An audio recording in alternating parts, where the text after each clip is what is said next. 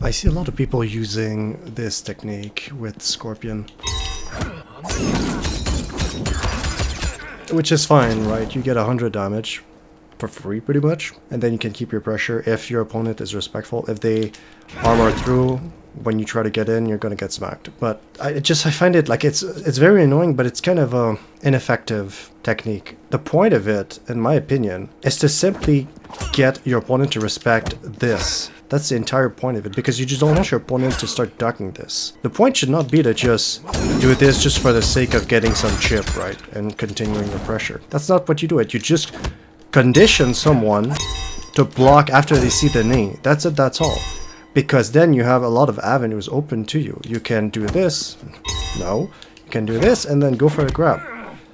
Right, do this or continue your string in different strings, anything. But it's also mostly, almost exclusively in my opinion, so that you can YOLO this, because it's unconfirmable, right? You can't, it's not like Street Fighter where you can press one button and then you see something and then you react to something else. It's too quick. The only way to get this launcher as a starter, if that's what you want to do, is to just YOLO it. But since this is duckable, you want them to respect that this might come. And after a couple of times that they're tired of getting hit by the chain, because they've been ducking the whole time, I mean by the chain on hit, this, they duck, and then they're like, oh great, I got hit by the chain.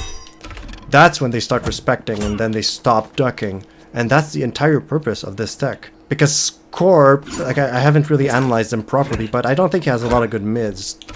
Right, he's mostly like he's mostly like a character that wants to be in the middle, not up close. So with Scorp, like the match is to be around here and use this, especially this one, right? Longer range attacks.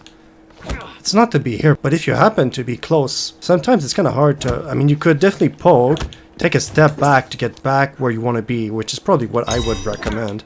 But sometimes it's a bit more difficult than that because you play someone who's good or something along those lines. So you have to fight, right? You might not want to poke every single time because if they just block your poke, then you lose your turn. You want to put some hits in without getting mashed on.